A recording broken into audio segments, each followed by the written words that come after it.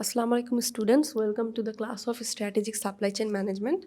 So today we are going to discuss about chapter 3. We have already discussed some components of chapter 3, so we are going to discuss the rest of them. So the chapter 3 is all about supply chain important components. আমরা previous ক্লাসে supply chain ম্যানেজমেন্টের এই টপিকটা নিয়ে কিছুটা আলোচনা করেছি। Supply chain কম্পোনেন্টসগুলো আমরা দেখেছি। দেন আমরা ইনভেন্টরি ম্যানেজমেন্ট নিয়ে ডিসকাস করেছি। প্রোডাক্ট লাইফ সাইকেল নিয়ে we have discussed and product life cycle, demand uncertainty and inventory. Today we are going to discuss about the logistic part. Okay. So what is logistics? First of all, logistics is referred to as the function that performs the movement and storage of materials from the suppliers to consumers or customers. That means logistic হচ্ছে যে যখনই আপনার ম্যাটেরিয়ালসগুলা বা কোনো product সাপ্লায়ারের কাছ থেকে কনজিউমারের কাছে যে মুভমেন্টের যে প্রসিজিয়ারটা, এই হোল প্রসেসটাকেই আমরা লজিস্টিক বলতে পারি।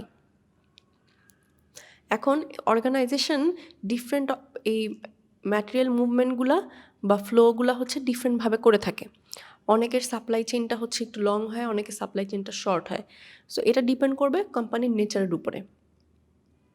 এখন দেখেন এই ফার্স্টই যদি আপনি লেফট সাইডে এই ফ্লোটা দেখেন, the products are being moved from different locations as the র ম্যাটেরিয়ালস।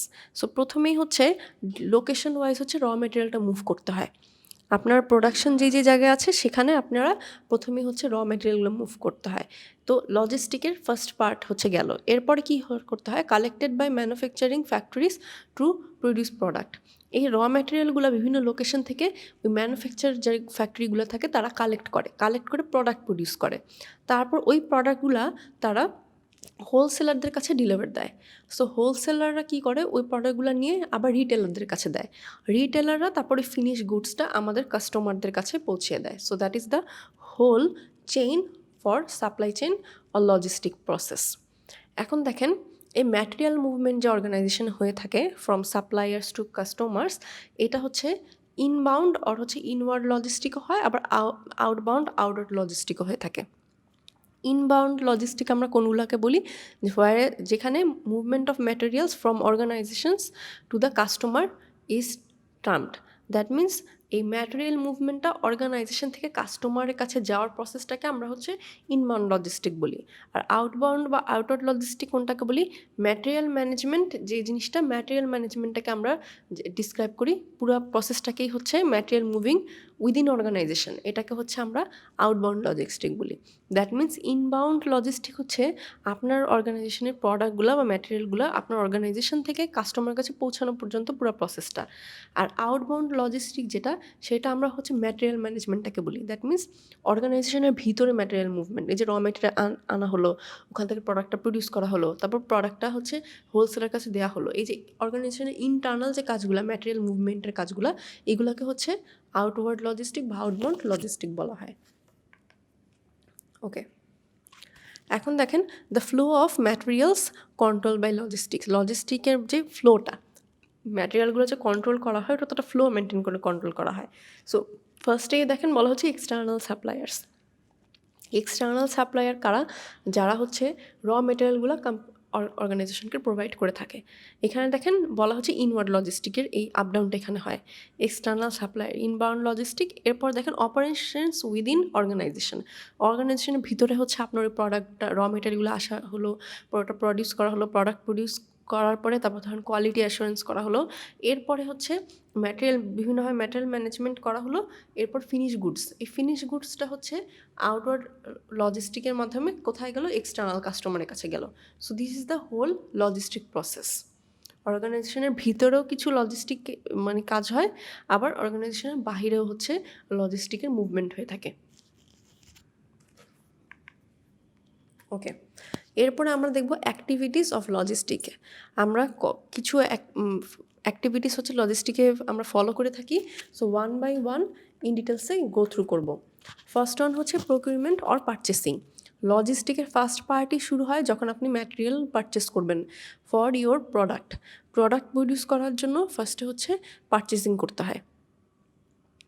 তো সাপ্লায়ারের কাছে হচ্ছে ফার্স্টে আপনার অর্ডার সেন্ড করতে হবে, তারপর ওই অর্ডার অনুযায়ী সাপ্লায়াররা আপনাকে হচ্ছে ম্যাটেরিয়ালগুলো দিবে, র মেটেরিয়ালগুলো দিবে। সো ওই র মেটেরিয়ালগুলো থেকে হচ্ছে প্রোডাক্ট প্রডিউস করা হয়। সো এখানে কিছু জিনিস মানে রিলেটেড, যেমন হচ্ছে সাপ্লায়ারের সাথে নেগোসিয়েশন করা, টার্মস অ্যান্ড কন্ডিশন, কত টাকায় দিবে, প্লাস হচ্ছে কবে আপনি পাবেন, ডেলিভারি টাইমটা কখন, বা ইন্স্যুরেন্স অ্যারেঞ্জমেন্ট আছে কিনা, বা পেমেন্ট পলিসি কি, এই সব জিনিসগুলো হচ্ছে এই প্রকিউরমেন্ট অ্যান্ড পারচেসিংয়ের আন্ডারে পড়ে। এরপরে যেটা আসে সেটা হচ্ছে ইনওয়ার্ড ট্রান্সপোর্টেশন অর ট্রাফিক। এখানে বলা হচ্ছে the material that moves from suppliers to an organizations receiving area is called inward transport. That means এই যে র ম্যাটেরিয়ালগুলা প্রকিউরমেন্ট পার্টে অর্ডার করা হলো বা বিভিন্ন ধরনের রুলস ফরম্যাট করা হলো যে আপনি নেবেন, এই জিনিসটা, এই অর্ডারটা যখন র মেটেরিয়াল অর্ডারটা যখন সাপ্লায়ারের কাছ থেকে অর্গানাইজেশনের কাছে পৌঁছাবে, রিসিভিং এরিয়াতে পৌঁছাবে, ওইটাকে বলা হয় inward transport. Inward transport that means হচ্ছে অর্গানাইজেশনের ভিতরে র মেটেরিয়ালগুলো এসে পৌঁছালো।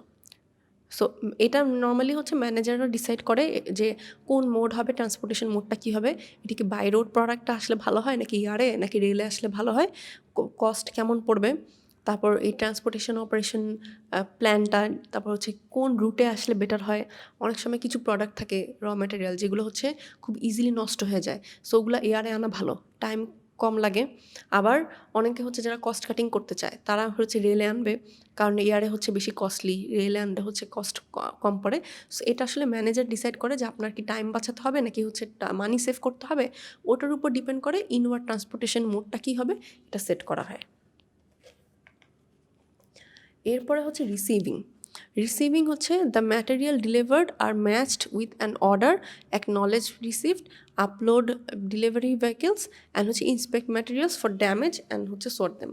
দ্যাট মিনস এই যে আমরা সেকেন্ড পার্টে হচ্ছে আপনি ইনওয়ার্ড ট্রান্সপোর্ট হলো, আর ট্রান্সপোর্টেশনের মাধ্যমে হচ্ছে প্রোডাক্টটা মানে র ম্যাটেরিয়ালগুলো পৌঁছালো অর্গানাইজেশনের ভিতরে। এখন আমাদের অ্যাজ আ হচ্ছে সাপ্লাই চেইন ম্যানেজার রেসপন্সিবিলিটি কি, যে আমি আমার ভাউচারগুলো আমি যে অর্ডার করেছিলাম ভাউচারের সাথে ম্যাচ করে দেখবো যে আমার কি সব র মেটেরিয়াল অর্ডারগুলো এসেছে কি না।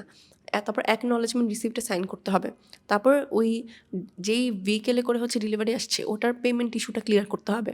তারপর ম্যাটেরিয়াল কি কোনোটা ড্যামেজ আছে কি না, ড্যামেজ যদি থাকে তাহলে ওটার ক্ষতিপূরণ কে দিবে, বা ওই জিনিসটা কীভাবে করা হবে, এই সর্টিংগুলো সব কিছু হচ্ছে এই রিসিভিং পার্টে করা হয়। এরপরে হচ্ছে আপনার ওয়্যার হাউজিং অর স্টোরস। এই র মেটেরিয়ালগুলো এখন ওয়্যারহাউসে রাখতে হবে, প্রপার প্যাকিং করতে হবে, কারণ এই সব র মেটেরিয়াল তো একসাথে প্রোডাকশনে যাবে না, পার্টে পার্টে যাবে। এই জন্য কোন মানে স্লটটা ফার্স্টে হচ্ছে স্টোরেজে রাখা হবে, কোনটা ফার্স্টে কাজ করানো মানে প্রোডাকশনে পাঠানো হবে, এই জিনিসগুলো হচ্ছে ওয়্যার হাউজিং অ্যান্ড স্টোরের ডিসিশনে যাবে। এরপরে হচ্ছে স্টক কন্ট্রোল। আমরা আমাদের যে পরিমাণে স্টক আছে এই স্টকটা কন্ট্রোল করতে হবে। দ্যাট মিনস ইনভেন্টরি ম্যানেজমেন্ট কিছুটা পার্টের আন্ডারে পড়ে। এই যে ম্যাটেরিয়াল আসলো, কতগুলো ম্যাটেরিয়াল আসলো, কোন কোন ক্যাটাগরির ম্যাটেরিয়াল আসলো, কোন ম্যাটেরিয়ালগুলো হচ্ছে প্রোডাকশনে পাঠানো হচ্ছে, কোনগুলা মানে ইন প্রসেস আছে, কোনগুলো ফিনিশ হয়ে গেছে, আবার কোনগুলো নেক্সট স্লটে প্রোডাকশনের জন্য পাঠানো হবে। তো এই সব জিনিসগুলো স্টক লেভেল কত আছে, তারপর অর্ডার সাইজ কত, কাস্টমার নতুন অর্ডার যে আসছে ওই অর্ডার সাইজটা কত, তারপর অর্ডারের টাইমিং কী, ওই সব কিছু হচ্ছে স্টক কন্ট্রোলের আন্ডারে ম্যানেজমেন্ট করা হবে। এরপর হচ্ছে material handling. Okay, material handling কখন আসে? The operation to move the materials within an organization in terms as material handling. That means অর্গানাইজেশনের ভিতরে ম্যাটেরিয়াল যে একটা প্রোডাকশন থেকে আরেকটা প্রোডাকশন হাউসে মুভ করা, এই জিনিসটাকে ম্যাটেরিয়াল হ্যান্ডলিং বলে। সো এই ম্যাটেরিয়াল হ্যান্ডলিংয়ের হচ্ছে মেইন এইমটা কি? Aim is an efficient way to short journey with appropriate equipment will use special packaging and handling were required. That means আমার ম্যাটেরিয়ালটা ধরেন প্রোডাকশন লাইন এতে হচ্ছে দরকার, সো প্রোডাকশন লাইন এতে কত ইফিশিয়েন্টভাবে শর্ট ওয়েতে এটা পৌঁছানো যায়, ওটা স্পেশাল প্যাকেজিং কি দরকার নাকি, যদি কোনো ফর্মুলা থাকে, কোনো ধরনের দেখা কেমিক্যাল থাকে, তো ওটা খুব স্পেশাল প্যাকেজিংয়ে হ্যান্ডেল করতে হবে। আবার কোনো যদি কাছের জিনিস থাকে তাহলে ওইটা একভাবে হ্যান্ডেল করতে হবে। সো ম্যাটেরিয়াল হ্যান্ডেলিংগুলো উইদিন অর্গানাইজেশন কীভাবে হবে, ওই স্টোরেজ থেকে প্রোডাকশন লাইনে কিভাবে যাবে, এই পুরো প্রসেসটা হচ্ছে ম্যাটেরিয়াল হ্যান্ডলিংয়ে দেখা হয়। এরপর হচ্ছে অর্ডার পিকিং। অর্ডার পিকিংয়ের প্রসেসটা কি? The movement of materials from its store is known as order picking. That means যে কাস্টমাররা যেই ম্যাটেরিয়ালগুলো অর্ডার করলো, এইটার হচ্ছে অ্যাকনলেজমেন্ট রিসিপ্ট, যে হ্যাঁ অর্ডারটা রিসিভ করা হয়েছে, বা প্রোস্পন্ড আপনার কোন পজিশনে আছে, এটা কবে ডেলিভারি দেওয়া হতে পারে, বা এটা হচ্ছে মানে কোন র্যাকে রাখা হবে, কোন কাস্টমারের অর্ডারটা কোথায় আছে, এই পুরো জিনিসটা হচ্ছে অর্ডার পিকিং বলা হয়। যে আপনার ধর একটা প্রোডাকশন মানে একটা অর্গানাইজেশনেই অনেকগুলা প্রোডাক্ট প্রডিউস করে, অনেক ধরনের প্রোডাক্ট লাইন থাকতে পারে, অনেকগুলো প্রোডাক্ট নিয়ে কাজ করে। এখন এক একটা প্রোডাক্টের মানে আপনার কাস্টমার এক এক রকম অর্ডার থাকতে পারে। যদি আপনি গার্মেন্টসের কথা চিন্তা করেন, ওমেন ক্লোদিং আছে, মেন্স ক্লোদিং আছে, চিলড্রেন ক্লোদিং আছে। সো এক একটা যে প্রোডাক্টের অর্ডার এক এক রকম, এক একটা সাইজের। সো এগুলো প্রত্যেকটা আলাদা আলাদা র্যাকে রাখা, সেপারেট করা, চেক করা, পজিশনিং করা, তারপর হচ্ছে ডিপার্চার করা, যে যখন ফিনিশড গুডস হয়ে গেল তখন ওখান থেকে কাস্টমারের কাছে পৌঁছানোর জন্য যে প্রোডাক্টটা ডেলিভারি দেওয়া হলো ওই ডেলিভারি ভ্যান লোড করা, এই সব প্রসেসগুলো হচ্ছে অর্ডার পিকিংয়ের আন্ডারে পড়ে। এরপরে আসে হচ্ছে প্যাকেজিং। প্যাকেজিং হচ্ছে লজিস্টিকের খুবই ইম্পর্টেন্ট একটা পার্ট। এই যে আমরা ভ্যানে হচ্ছে লোড করব প্রোডাক্টগুলা, এইটার আগে হচ্ছে আমাদের প্যাকেজিং করতে হবে। এখন প্রোডাক্ট অনুযায়ী প্যাকেজিং, অনেক সময় প্যাকেজিং ঠিকভাবে হয় না দেখে প্রোডাক্ট ড্যামেজ হয়। এই জন্য প্রোডাক্ট মুভমেন্ট বা শিপমেন্টের আগে প্যাকেজিংটা খুব ইম্পর্টেন্ট। এরপরে হচ্ছে আউটওয়ার্ড ট্রান্সপোর্ট।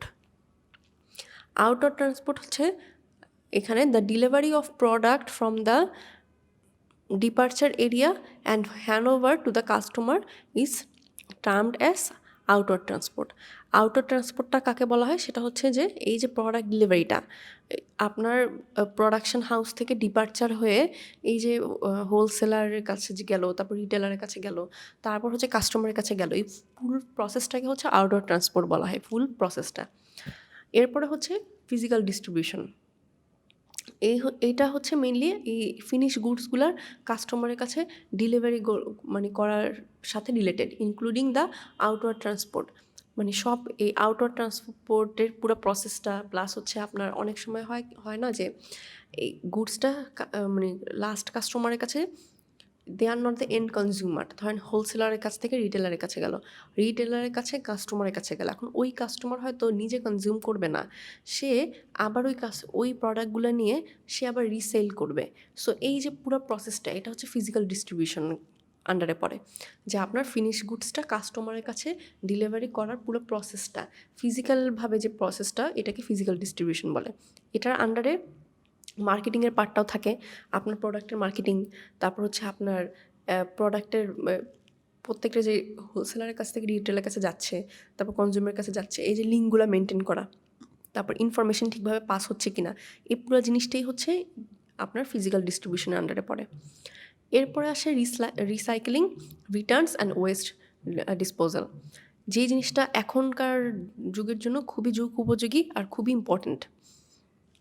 আমরা এর একটা টাইমে ছিল যখন রিসাইকেলিংয়ের কথা চিন্তা করতাম না, বা ওয়েস্ট ম্যানেজমেন্টের কথা চিন্তা করতাম না, কিন্তু এখন এই জিনিসটা ডে বাই ডে যুগের চাহিদাতে আরও ইম্পর্টেন্ট হয়ে পড়ছে, কারণ আমাদের স্পেস কম, লিভিং স্পেস কমে যাচ্ছে, ওয়েস্ট অনেক বেশি। যদি এভাবেই চলতে থাকে নেক্সট 20 বা 30 ইয়ার্স পরে আমাদের এই প্ল্যানেট হচ্ছে বাঁচার অযোগ্য হয়ে যাবে। দ্যাটস ওয়াই হচ্ছে রিসাইক্লিং আর হচ্ছে ওয়েস্ট ডিসপোজালের ইস্যুটা আসে। লজিস্টিকের অনেক ইম্পর্ট্যান্ট একটা পার্ট হচ্ছে রিসাইক্লিং, সেটা হচ্ছে আপনার যে প্রোডাক্টগুলা কাজে লাগেনি, যে প্রোডাক্টগুলো প্রোডাকশনের সময় যেই অবশিষ্টাংশ ছিল ওটা কি করবেন, ওটা এমন যদি হয় যে ওটা দিয়ে নতুন কোনো প্রোডাক্ট বানানো পসিবল, তাহলে অবশ্যই ওটা রিসাইকেলিংয়ের পার্টে ইনক্লুড করতে হবে।